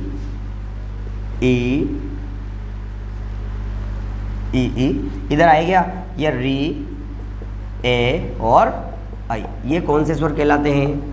ये अवृत्तमुखी स्वर कहलाते हैं। कौन से स्वर कहलाते हैं दोस्तों? अवृत्तमुखी स्वर कहलाते हैं। तो देखो हमने क्या कहा कि वृत्तमुखी स्वर उ, ओ, औ, और अवृत्तमुखी स्वर कौन से हैं? अ, आ, ई, री, ए और आई। ये कौन से स्वर कहलाते हैं? अवृत्तमुखी स्वर कहलाते हैं। यहाँ तक भी कोई डाउट नहीं है। अब चलते तो अपना ओष्ठों की स्थिति के आधार पर स्वरों का वर्गीकरण हो गया और 2 भागों में बांटे गए हैं, वृत्तमुखी स्वर और अवृत्तमुखी स्वर। अब इसके बाद अपना जो आता है वह कौन सा है? Part number 4। पार्ट नंबर 4 देखो, जिह्वा स्थान के आधार पर स्वरों का वर्गीकरण। जिह्वा स्थान के आधार पर स्वरों का वर्गीकरण। पार्ट नंबर अपना 4, जिह्वा स्थान के आधार पर स्वरों का वर्गीकरण। जिह्वा स्थान के आधार पर स्वरों का वर्गीकरण। जिह्वा की बात कर रहे हैं, अपनी जीभ की बात कर रहे हैं। और देखो दोस्तों अपनी जीभ की कंडीशन ऐसी होती है, ये जीभ का आगे वाला भाग जो फ्री रहता है इसे अग्रभाग के नाम से जानते हैं, और ये जीभ का पीछे वाला भाग जो पीछे चिपका रहता है ये पश्च भाग कहलाता है। और जहाँ से जिह्वा बीच से मुड़ जाती है ये कौन सा भाग कहलाता है? मध्य भाग कहलाता है। तो ये अग्र, ये मध्य और ये पश्च। अब इस अग्र भाग से जो बोले जाएंगे वो अग्र स्वर कहलाएंगे, मध्य भाग से जो बोले जाएंगे वो मध्य स्वर कहलाएंगे, और जो पश्च भाग से बोले जाएंगे वो कौन से स्वर कहलाएंगे? पश्च स्वर कहलाएंगे। ये भी क्लियर है। अब देखते हैं अपन कि कौन कौन से स्वर होते हैं। देखो ये अपनी जिह्वा, और अपनी जिह्वा को अपन ने बिल्कुल ऐसे टेढ़ी करके बना दिया, इतनी लचीली होती है। अब हमने कहा ये अग्रभाग, यहाँ से जो भी स्वर बोले जाएंगे कौन से स्वर बोले जाएंगे? अग्र स्वर कहलाएंगे। ये जिह्वा का मध्य भाग, यहाँ से जो भी स्वर बोले जाएंगे कौन से स्वर कहलाएंगे? मध्य स्वर कहलाएंगे। और ये जिह्वा का पश्च भाग, ये देखो यहाँ से जो भी स्वर बोले जाएंगे कौन से स्वर कहलाएंगे? पश्च स्वर कहलाएंगे। ये अग्र स्वर, मध्य स्वर और ये पश्च स्वर। अब देखो 3 भाग अपने सामने आ गए हैं, और यदि मैं आपसे चर्चा करना प्रारंभ करूँ मध्य भाग से, तो देखो मैं आपके सामने जब खड़ा होकर के एक भी शब्द नहीं बोलूँ तो मेरी जिह्वा आगे भी नहीं जाएगी और पीछे भी नहीं जाएगी। कहाँ रहेगी? बीच में। और उसी दौरान जब मैं मेरे पेट के अंदर से हवा बाहर फेंकता हूँ तो जो निकल कर आएगा वो कौन सा स्वर कहलाएगा? मध्य स्वर। देखो मैं नहीं बोल रहा, मैं तो हवा फेंक रहा हूँ। मैं नहीं बोल रहा, मैं तो हवा फेंक रहा हूँ। मैं नहीं बोल रहा, मैं क्या कर रहा हूँ? हवा फेंक रहा हूँ। जब मैं मेरे पेट के अंदर से हवा बाहर फेंकता हूँ और मेरी जिह्वा आगे और पीछे कहीं नहीं जाती है, बीच में रहती है, तो जो साउंड निकल कर आता है वो किसका है? अ का। तो अ कहाँ से बोला जाएगा? मध्य भाग से। कौन सा स्वर कहलाएगा? मध्य स्वर कहलाएगा। अब देखो अग्रभाग की बात कर रहे अपन।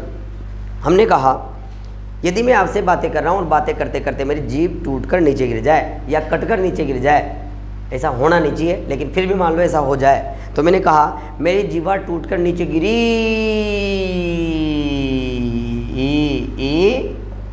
ऐ ये कहाँ से बोले जाते हैं? अग्रभाग से बोले जाते हैं। तो कौन से स्वर कहलाएंगे? अग्र स्वर। और एक और लिख लेते हैं अपन इसमें, कौन सा? रि। ये सब कहाँ से बोले जाते हैं? अग्रभाग से बोले जाते हैं। वैसे तो अपन चर्चा करें कि री का उच्चारण कहाँ से होता है? मूर्धा से होता है, लेकिन फिर भी अपन यहाँ पर जब चर्चा करेंगे तो इसे किस में मानेंगे? अग्र स्वर में। कभी कभी मानते भी हैं, कभी नहीं मानते, लेकिन अपन पूरी चर्चा कर रहे हैं कि अग्र स्वर जो हैं वो कौन कौन से होते हैं? ई, ए, ऐ और री। अब जितने भी बचे हैं वो सब कहाँ से बोले जाएंगे? पश्च भाग से ही बोले जाएंगे। कौन कौन से? देखो आ, पीछे साउंड आ रहा है, इसके बाद में चर्चा करी हमने ओ पीछे से आ रहा है, फिर इसके बाद में हमने चर्चा की ओ और औ। कहाँ से बोले जाते हैं? पश्च भाग से बोले जाते हैं। कहाँ से बोले जाते हैं दोस्तों? पश्च भाग से बोले जाते हैं। तो ये हमने क्या देखा? ये अग्र स्वर है, ये मध्य स्वर है, और ये कौन से स्वर है? पश्च स्वर है। ये तो बहुत सीधा था वैसे भी। चलो दोस्तों चलते हैं आगे और अपन चर्चा करेंगे अपने पार्ट नंबर 5, जिह्वा प्रयत्न के आधार पर स्वरों का वर्गीकरण। जिह्वा प्रयत्न के आधार पर स्वरों का वर्गीकरण।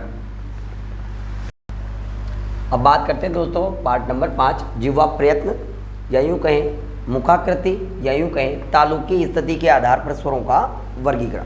और यदि ये चर्चा की जाए तो तालु की स्थिति के आधार पर, जिह्वा प्रयत्न या मुखाकृति के आधार पर स्वरों को 4 भागों में बांटा गया है। कौन कौन से? पहले उनके नाम पर चर्चा करते हैं। देखो सबसे पहले आता है अपना समृद्ध स्वर, और फिर उसके बाद में आ जाता है अपना विवृत स्वर। अब देखो समृद्ध का मतलब होता है बंद, जबकि विवृत का मतलब होता है खुला हुआ। समृद्ध का मतलब क्या होता है? बंद, जबकि विवृत का मतलब क्या होता है? खुला हुआ। मैंने यहाँ भी लिखा है समृद्ध और मैंने यहाँ भी लिखा है विवृत। देखो अब यदि मान लो मैं समृद्ध के आगे अर्ध लगा दूँ तो क्या हो जाएगा?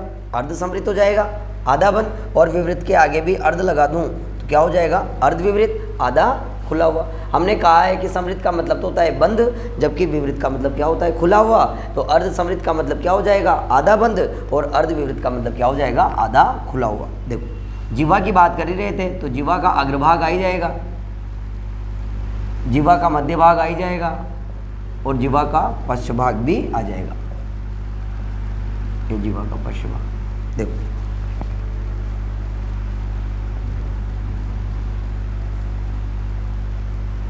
और अपने पास ये बॉक्स आ गए। अब बात करते हैं अपन तालु की स्थिति। तालु की स्थिति क्या होती है? देखो एक बार उस पर चर्चा कर लेते हैं। अभी तक तो हमने केवल क्या देखा है कि समृद्ध का अर्थ होता है बंद, इसका अर्थ किससे लिया जाता है? बंद से। और विवृत का अर्थ किससे लिया जाता है? खुले से, खुला हुआ।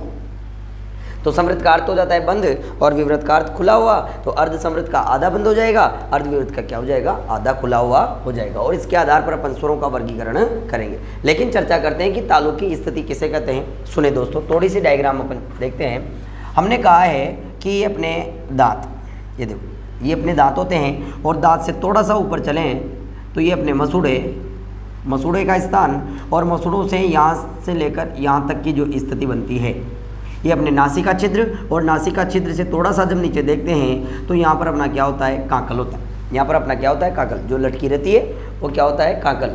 तो हमने क्या कहा है, ये अपने दंत होते हैं, दंत से ऊपर चलते हैं तो ये अपना क्या होता है, मसूड़े, और मसूड़ों से ऊपर यहाँ से लेकर यहाँ तक का जो स्थान है ये क्या कहलाता है, अपना तालु कहलाता है। क्या कहलाता है दोस्तों, ये तालु कहलाता है। तो इस तालु की स्थिति के आधार पर और बात करें तो ये अपनी जो जीवा है वो जीवा ऐसे दोनों दांतों के बीच से अपने वायु द्वार के आधार पर नीचे जाती रहती है। अब देखो अपनी कंडीशन क्या है, ये अपनी कंडीशन है, ये तालु है और अपन को केवल तालु से और जिह्वा से काम है। तो हमने कह दिया ये तो क्या हो गया, तालु, और ये अपनी क्या होगी, जिह्वा होगी। अब जब इस जिह्वा की बात करते हैं, ये जिह्वा का जो अग्रभाग है जब ये तालु को स्पर्श करता है, तालु के अग्रभाग को, जब ये जिह्वा का जो अग्रभाग है ये जब तालु के अग्रभाग को स्पर्श करता है तो मुंह पूरा का पूरा क्या हो जाता है, बंद हो जाता है। तो ये जो स्थिति बनती है किसकी बनती है, समृद्ध की स्थिति बनती है। कैसे, विस्तार से दिखाता हूं। देखो ये अभी अपनी जो जीभ है, ये देखो ये कंडीशन जो बनी है, ये तालु और ये तालु का जो अग्रभाग है, ये अपनी जीवा का जो अग्रभाग है जब इसे स्पर्श कर लेता है तो मुंह अपना जो है वो कैसा हो जाता है, बंद हो जाता है। ये जो स्थिति बनी है ये किसकी बनी है, बंद की बनी है। ये जो स्थिति बनी है किसकी बनी, बंद की बनी है। दूसरी स्थिति पर अपन चर्चा करें कि ये अपना जो तालु है पूरा का पूरा, ये देखो बहुत सी बार क्या होता है, अपनी जीवा का जो पश्च भाग होता है वो अपने के तालु के पश्च भाग को क्या कर देता है, स्पर्श कर लेता है। अब देखो ये जो स्थिति बनी है ये किसकी बनी है, खुले की बनी है, खुला। हमने क्या कहा, बंद को क्या कहते हैं, समृद्ध कहते हैं, और खुले को क्या कहते हैं, विवृत कहते हैं। देखो ये अपने तालु की स्थिति है, ये तो क्या हो गया, बंद हो गया, और ये क्या हो गया, खुला हुआ हो गया। लेकिन बहुत सी बार क्या होता है कि ये अपना तालु है और ये अपनी जो जिह्वा है उसका जो बीच वाला भाग है ये ऐसे स्पर्श कर लेता है। अब देखो यहाँ पर दो स्थितियाँ बनी हैं कि ये जो है ये तो खुला हुआ है और ये जो है ये क्या है, बंद है। तो ये जो खुला हुआ भाग है ये आधा ही तो खुल रहा है क्योंकि बीच से हो रहा है, तो ये तो क्या हो जाएगा, आधा खुला, और ये क्या हो जाएगा, आधा बंद। हमने क्या कहा, यही तो कहा कि जो आधा खुला हुआ है, ये आधा खुला हुआ है, ये क्या कहलाता है, अर्धविवृत कहलाता है। और जो ये आधा बंद है ये क्या कहलाता है, अर्धसमृद्ध कहलाता है। ये क्या कहलाता है, अर्धसमृद्ध कहलाता है। तो तालु की स्थितियां जो हैं वो चार प्रकार का रूप धारण करती है कि जब ये अपना जो तालु है इस तालु के अग्रभाग को जो जब अपनी जिह्वा का अग्रभाग स्पर्श करता है तो ये जो स्थिति बनती है ये अपना मुंह बंद की स्थिति बन जाती है। तो ये जो डिजाइन बनी है क्या कहलाएगी, समृद्ध। जब अपनी जिह्वा का पश्च भाग तालु के पश्च भाग को स्पर्श कर लेता है तो ये जो डिजाइन बनती है उसमें अपना मुंह आके से पूरा का पूरा क्या हो जाता है, खुल जाता है। तो ये क्या कहलाएगा, विवृत। और जब जिह्वा का मध्य भाग तालु को स्पर्श करता है तो दो डिजाइनें बनती है, आगे वाला भाग तो क्या हो जाता है, खुला हुआ, और पीछे वाला भाग क्या हो जाता है, बंद। तो आगे वाले भाग की जो कंडीशन बैठती है वो आधा खुला हुआ है तो अर्धविवृत है, और जो पीछे वाला भाग है वो आधा बंद है तो क्या कहलाएगा, अर्धसमृद्ध है। और ये जो चार भाग बनते हैं इन्हीं के आधार पर अपन स्वरों का वर्गीकरण करने वाले हैं। जब अपनी जिह्वा तालु के अग्रभाग को स्पर्श कर लेती है और जब अपन स्वरों का उच्चारण करते हैं तो वो जो स्वर कहलाएंगे वह समृद्ध स्वर कहलाएंगे। फिर हमने कहा कि जब अपनी जिह्वा का पश्च भाग तालु के पश्च भाग को स्पर्श कर लेता है और जब अपन स्वरों का उच्चारण करते हैं तो वो जो स्वर बनते हैं, स्वर बोले जाते हैं, वो कौन से स्वर कहलाएंगे, विवृत स्वर कहलाएंगे। और जब अपनी जिह्वा का मध्य भाग तालु को स्पर्श करता है और उसके बाद में जब आगे वाले भाग से जो स्वर बोले जाते हैं वह अर्धविवृत स्वर कहलाएंगे, और पीछे वाले भाग से जो स्वर बोले जाते हैं वो कौन से स्वर कहलाएंगे, अर्धसमृद्ध स्वर कहलाते हैं। और इसी के आधार पर अपन ने चर्चा की। विवृत का मतलब होता है खुला हुआ। हमने कहा है जब अपना मुंह पूरा का पूरा खुल जाता है, जैसे हम कहें कि बच्चे को जब डॉक्टर के पास ले जाया जाता है तो वो बच्चे से मुंह खोलने के लिए कहता है और आवाज़ करने के लिए कहता है, तो बच्चा आवाज़ करता है खोल कर आ, तो देखो विवृत का मतलब खुला हुआ, तो आ, ये देखो हमने कहाँ डाल दिया, विवृत वाले भाग में। अब जिह्वा के पश्च भाग से बात हो रही है तो देखो जब अपन ने कहा कि अपनी जो जिह्वा है ये तालु के पश्च भाग को स्पर्श कर जाती है तो मुंह आगे से पूरा का पूरा ही खुल जाता है। देखो आ, तो पूरा का पूरा ही खुल गया। तो अपन ने क्या लिखा आ। तो ये कौन से स्वर का उदाहरण है? विवृत स्वर का उदाहरण है। अब देखो जब अपन चर्चा करेंगे आगे वाले भाग की, तो जब अपनी जो जिह्वा है इसका अग्रभाग जब तालु के अग्रभाग को स्पर्श करता है तो अपना मुंह पूर्ण रूप से बंद होने की स्थिति में आ जाता है। तो हमने कहा री ई। देखो तो समृद्ध भाग से क्या बोले जाते हैं? ई और री। ये कहाँ से बोले जाते हैं? समृद्ध भाग से। ऊ और ऊ ये कहाँ से बोले जाते हैं? ये भी समृद्ध भाग से बोले जाते हैं। बस फर्क कितना है, ये जिह्वा के अग्रभाग से बोले जाते हैं और ये जिह्वा के पश्च भाग से बोले जाते हैं। लेकिन पूछा जाए कि समृद्ध स्वर कौन कौन से हैं, तो ई, री, ऊ और ऊ। अब हमने कहा है जब अपना मुंह पूरा का पूरा खुल जाता है तब तो अपन क्या बोलते हैं? आ बोलते हैं। जब अपना मुंह पूरा का पूरा बंद हो जाता है तब अपन क्या बोलते हैं? ई, री, ऊ। देखो ये अपना मुंह पूरा का पूरा बंद है तो हमने क्या बोला? ई, ऊ और री। और जब अपना मुंह पूरा का पूरा खुला हुआ है तो अपन ने क्या बोला? आ। लेकिन जब अपना मुंह आधा खुला हुआ होगा तो आ। जब आ बोला जाता है तो मुंह पूरा खुल जाता है और जब बोलते हैं अ तो मुंह क्या हो जाता है? आधा खुलता है। तो देखो आधा खुला होगा तो क्या बोला जाएगा? अ। हमने कहा कि आ का छोटा भाई कौन है? अ। और छोटा बच्चा हमेशा कहाँ बैठता है? बीच में। तो देखो अपन ने कहाँ बैठा दिया? बीच में। और इसके दो खास दोस्त है जिसका नाम क्या है? आई और औ। आई और औ। तो हमने क्या कहा कि अ के दो दोस्त हैं खास, आई और औ। ये देखो तो जब अपना मुंह आधा खुला होता है तो कौन कौन से स्वर बोले जाते हैं? आई, अ और औ बोले जाते हैं। तो देखो ये कौन से स्वर कहलाएंगे? अर्ध विवृत स्वर कहलाएंगे। और हमने क्या कहा है कि जब अपना मुंह पूर्ण रूप से बंद होता है तब क्या बोला जाता है? ई, ऊ और री। तो जब अपना मुंह आधा बंद होगा तो जो स्वर बोले जाएंगे वो कौन से कहलाएंगे? ए और ओ। तो आई का छोटा भाई कौन है? ए। और औ का छोटा भाई भी कौन है? ओ। ये लो ये अपने सारे के सारे। अब देखते जब अपना मुंह पूरा का पूरा खुल जाता है, जब ऐसी स्थिति बनती है तो कौन सा स्वर बोला जाता है? आ बोला जाता है। जब अपना मुंह पूरा का पूरा बंद होता है अर्थात जिह्वा जब अग्रभाग से तालु के अग्रभाग को स्पर्श कर लेती है तो जो स्वर बोले जाते हैं वो कौन से कहलाते हैं? ई, ऊ और री। ये बंद की स्थिति कौन से स्वर कहलाए? समृद्ध स्वर कहलाए। और ऊ और ऊ समृद्ध स्वर। जब अपना मुंह आधा बंद होता है तो कौन कौन से बोले जाते हैं? ए और ओ। और जब आधा खुलता है तो कौन कौन से बोले जाते हैं? आई, अ और ओ। अब देखो सीधा याद रखना है कि आ कहाँ से बोला जाता है? पीछे वाले भाग से। आ का छोटा भाई कौन है? अ। छोटा बच्चा हमेशा कहाँ बैठता है? बीच में।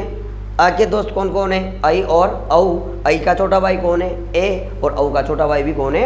ओ। इस प्रकार अपनी सारणी कंप्लीट हो गई। अब देखो कैसे याद रखेंगे कि विवृत स्वर का उदाहरण क्या है? आ। हमने कहा अर्ध विवृत स्वर का उदाहरण क्या है? आई, अ, औ। अर्ध स्वर समृद्ध स्वर का उदाहरण क्या है? ए और ओ। और समृद्ध स्वर का उदाहरण क्या है? ई, री, ऊ और ऊ। इस प्रकार हमने कहा कि जिह्वा प्रयत्न, मुखाकृति या तालु की स्थिति के आधार पर स्वरों को चार भागों में बांटा गया है: समृद्ध स्वर, अर्ध समृद्ध स्वर, अर्ध विवृत स्वर और विवृत स्वर। और इसी आधार पर हमने कहा है कि ये सारे के सारे स्वर होते हैं। और ये अपन ने क्या देखा? तालु की स्थिति को देखा। तो ये अपना पार्ट नंबर 5 भी अपना क्या हुआ? समाप्त हुआ। इसके बाद में अपन चर्चा करते हैं पार्ट नंबर 6 की। देखो और अगला भाग है अपना कि उच्चारण स्थान के आधार पर स्वरों का वर्गीकरण। उच्चारण स्थान के आधार पर स्वरों का वर्गीकरण। देखो वैसे तो अपन उच्चारण स्थान व्यंजनों के साथ भी देखेंगे, लेकिन यहाँ पर भी चर्चा कर लेते हैं पार्ट नंबर अपना 6, उच्चारण स्थान के आधार पर स्वरों का वर्गीकरण। अब उच्चारण स्थान की बात करते हैं तो कौन कौन से उच्चारण स्थान होते हैं अपन देखते हैं। उच्चारण स्थान देखो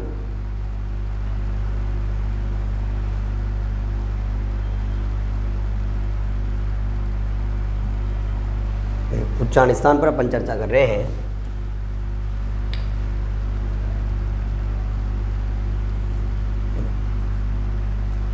उच्चारण स्थान हमने कहा ये यहाँ से पूरा अपना वायु का ड्रेनेज सिस्टम पूरा का पूरा नीचे जा रहा है। हमने कहा कि ये क्या होती है? अपनी नासिका, नाक जिसे बोलते हैं। ये नासिका भी क्या मानी गई है? अपनी उच्चारण स्थान मानी गई है। और थोड़ा सा नीचे चलें तो नासिका के नीचे वाला भाग ये क्या कहलाते हैं अपने, ये ओष्ठ होते हैं, जिन्हें अपन होठ कहते हैं। ये ओष्ठ जो है इनके अंदर चिपके कौन बैठे रहते हैं, अपने दांत। इन्हें किस नाम से जानते हैं, दंतों के नाम से जाना जाता है। अपने जो दांत हैं उनके ऊपर क्या होते हैं, मसूड़े, और मसूड़ों के ऊपर खुरदरी जगह होती है। अंदर टच करके देखें, खुरदरी जगह होती है। वो खुरदरी जगह क्या कहलाती है अपनी, मूर्धा। क्या कहलाती है, मूर्धा कहलाती है। वो क्या कहलाती है, मूर्धा। अब देखो इस जगह की कंडीशन क्या होती है, यहाँ एक गोटी निकली रहती है बाहर, एक निश्चित उम्र के बाद ये निकलना प्रारंभ हो जाती है। ये क्या कहलाता है अपना, कंठ कहलाता है। ये क्या कहलाता है, कंठ। कंठ से ऊपर चलते हैं और इस यहाँ से मूर्धा से लेकर यहाँ की जो कंडीशन बनती है, ये देखो मूर्धा से यहाँ तक नासिका छिद्र, और नासिका छिद्र के नीचे एक गोटी लटकी रहती है, आपने देखा होगा, वो काकल कहलाती है। तो यहाँ से लेकर यहाँ तक की जो स्थिति है ये क्या कहलाती है, तालु कहलाती है। क्या कहलाती है, तालु कहलाती है। ये क्या कहलाती है, अपनी तालु। और ये यहाँ पर क्या होता है, अपना कंठ। ये सारे के सारे क्या माने गए, अपने उच्चारण स्थान माने गए। अब इन अलग अलग उच्चारण स्थानों से अलग अलग स्वर और व्यंजनों को बोला जाता है। लेकिन अपन यहाँ पर फिलहाल चर्चा कर रहे हैं उच्चारण स्थान के आधार पर स्वरों का वर्गीकरण, तो केवल अपन स्वरों पर ही चर्चा करेंगे। क्योंकि व्यंजन जब अपन पढ़ेंगे, उनके उच्चारण स्थान देखेंगे, तो वहाँ पर स्वर और व्यंजन दोनों पर अपन चर्चा करेंगे। लेकिन यहाँ पर बात कर लेते हैं। तो देखो यहाँ पर देखते हैं अपन सूत्रों पर चर्चा करेंगे। और पहला सूत्र आता है अपना अकु विसर्जनीयाम कंठ। जब अपन विस्तार से चर्चा करने वाले हैं व्यंजनों पर, तो वहाँ सूत्रों को आराम से देखेंगे। तो यहाँ पर मैं आपसे सीधी सीधी चर्चा कर रहा हूँ कि अपना पहला उच्चारण स्थान क्या आता है, कंठ, और इसका सूत्र आता है अकुह विसर्जनीयानाम कंठ। तो ये जो कंठ है इससे क्या बोला जाता है, अ और आ। कंठ से क्या बोला जाता है, अ और आ बोला जाता है। फिर देखो दूसरा आता है अपना तालु उच्चारण स्थान। हमने क्या कहा, दूसरा सूत्र आता है एचो ऐसा नाम तालु। ये जो तालु है, इस तालु से क्या बोला जाता है, ई और ई। देखो ई और ई, तालु से क्या बोला जाता है, ई और ई बोला जाता है। फिर तीसरा सूत्र आता है ऋतु रसणाम मूर्धा। तो ये मूर्धा भी उच्चारण स्थान है, और मूर्धा से क्या बोला जाता है, री बोला जाता है। फिर जो चौथा सूत्र आता है ऋतु लसानाम दंता। लेकिन दांतों से कोई स्वर बोला ही नहीं जाता, तो अपन यहाँ नहीं लिखेंगे, क्योंकि अपन तो वर्गीकरण किसका कर रहे हैं, स्वरों का। फिर उसके बाद में अपन आगे चर्चा करें तो हम कहेंगे उपपद्यमानाम ओष्ठ। तो ओष्ठ से क्या बोला जाता है, उ और उ बोला जाता है। ओष्ठ और ओष्ठ से क्या बोला जाता है, उ और उ बोला जाता है। फिर इसके बाद में आगे बात करें तो अगला सूत्र आता है वकार से दंतोष्ठ, कि दांत और ओष्ठ ये दोनों मिलकर जिसका उच्चारण करते हैं वो क्या होता है, व। लेकिन अपन तो स्वरों के बारे में चर्चा करते हैं। फिर अगला सूत्र आता है ऐ दे तो कंठ तालु।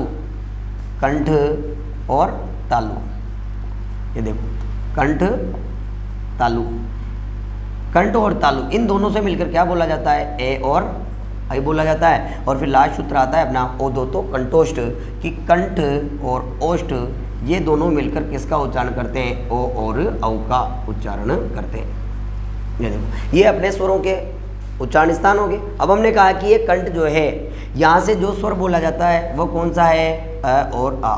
ये देखो कंठ से कौन कौन से स्वर बोले जाते हैं, अ और आ बोला जाता है।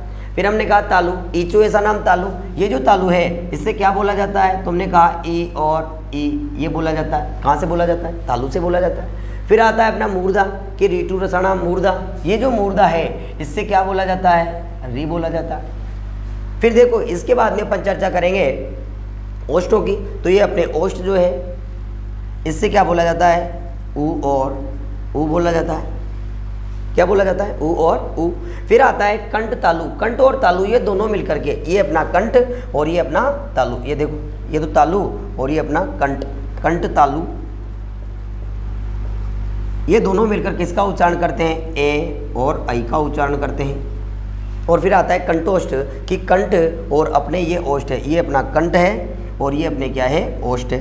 ये देखो कंठोष्ठ, कंठोष्ठ ये किसका उच्चारण करते हैं, ओ और औ का उच्चारण करते हैं। इस प्रकार अपन ने क्या देखा है, स्वरों का उच्चारण स्थान देखा। यहाँ पर भी अपन चर्चा करने वाले हैं नासिका, और नासिका के आधार पर अपन बात करेंगे।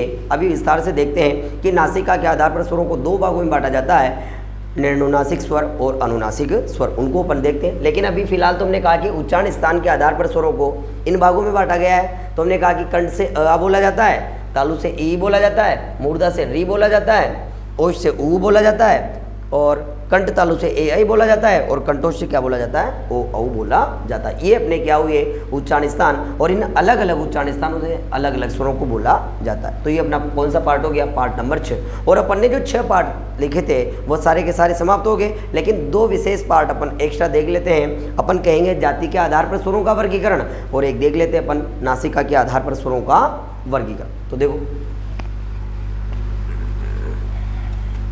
छोटे छोटे से हैं। अब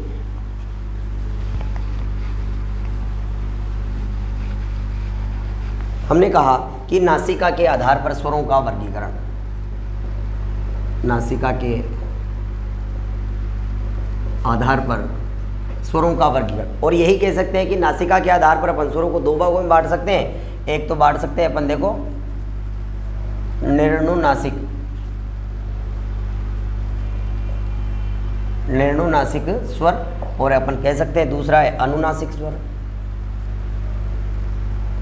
अनुनासिक स्वर। देखो निर्णुनासिक स्वर और एक होता है अनुनासिक स्वर। हमने कहा कि अनुनासिक, अनुनासिक जो शब्द है वो तद्भव रूप है। किसका तद्भव रूप है, अनुस्वार का तद्भव रूप है। देखो अनुस्वार, और ये अनुस्वार जो होता है वो होता है ये, और हमने कहा कि अनुस्वार का जो तद्भव रूप है वो क्या कहलाता है, अनुनासिक कहलाता है। क्या कहलाता है, अनुनासिक। और अनुनासिक क्या होता है अपना चंद्रबिंदु। तो बात क्या हुई कि अपन चंद्रबिंदु को ही किस नाम से जानते हैं, अनुनासिक के नाम से जानते हैं।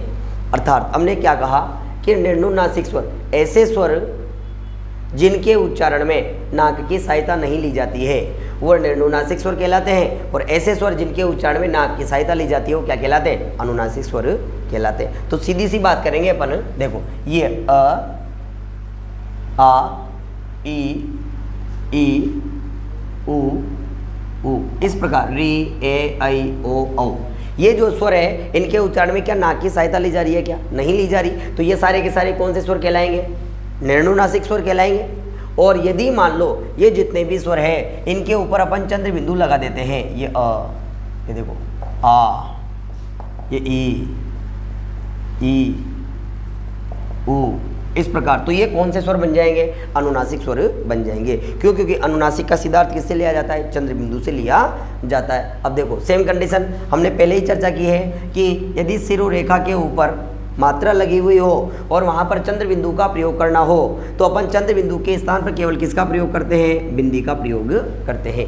तो ये जो स्वर है ये तो कौन से स्वर कहलाएंगे, अनुनासिक स्वर कहलाएंगे, और ये वाले जो स्वर है कौन से स्वर कहलाएंगे, निर्णुनासिक स्वर कहलाएंगे। सीधी सी बात है कि जिनके उच्चारण में नाक की सहायता नहीं ली जाती ऐसे स्वर कौन से स्वर कहलाते हैं, निर्णुनासिक स्वर कहलाते हैं, और ऐसे स्वर जिनके उच्चारण में नाक की सहायता ली जाती है वो कौन से स्वर कहलाते हैं, अनुनासिक स्वर कहलाते हैं। क्योंकि अनुनासिक 2 शब्दों से मिलकर बना है, अनुधन नासिक, अर्थात अनु का अर्थ होता है पीछे और नासिक का अर्थ क्या होता है, नाक, अर्थात जिनके उच्चारण के पीछे क्या लगी होती है, नाक को क्या कहलाते हैं, अनुनासिक। तो ये भी हो गया। और एक और देख लेते हैं कि जाति के आधार पर स्वरों का वर्गीकरण, जाति के आधार पर स्वरों का वर्गीकरण, क्योंकि बहुत सारे विद्वान हैं उन्होंने ये भी बता दिया कि जाति के आधार पर स्वरों के वर्गीकरण होते हैं। जाति के आधार पर, जाति के आधार पर स्वरों का वर्गीकरण, और जाति के आधार पर अपन स्वरों को 2 भागों में बांट सकते हैं। एक है सजातीय स्वर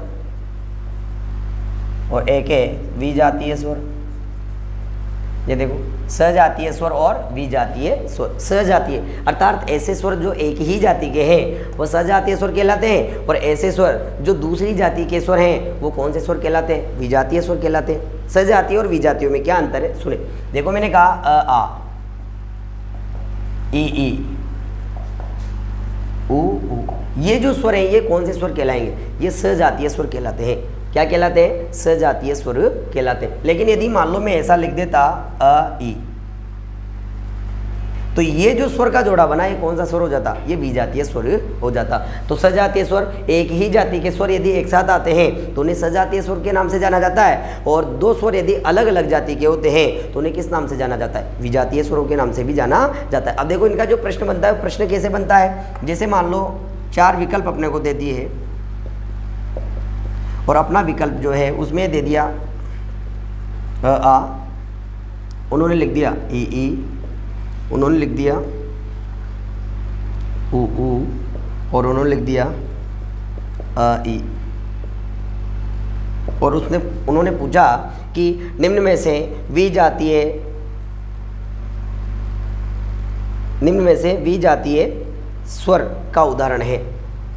निम्न में से भी जातीय स्वर समूह का उदाहरण है। तो देखो अ आ ये तो सेम जाति के, ई ये भी सेम जाति के, उ ये भी सेम जाति के, तो विजातीय स्वर समूह का उदाहरण क्या हो जाएगा? अ ई हो जाएगा, क्योंकि अ अलग जाति का है और ई अलग जाति का है। तो इस आधार पर भी वर्गीकरण किया गया है कि सजातीय स्वर अर्थात ऐसे स्वर जो एक ही जाति के होते हैं सजातीय स्वर कहलाते हैं, और ऐसे स्वर जो अलग अलग जातियों के होते हैं उन्हें किस नाम से जाना जाता है? विजातीय स्वरों के नाम से भी जाना जाता है। तो इस प्रकार हमने क्या देखा? स्वरों का वर्गीकरण देखा, 6 भाग अपन ने देखे, और उसके बाद 2 अपन ने देख लिए जाति के आधार पर और नासिका के आधार पर। अपन ने जितना भी पढ़ा है ये सारी की सारी चीज़ आपको PDF के रूप में ऐप में उपलब्ध हो जाएगी। ठीक है, तो धन्यवाद दोस्तों, मिलते हैं अगली क्लास में।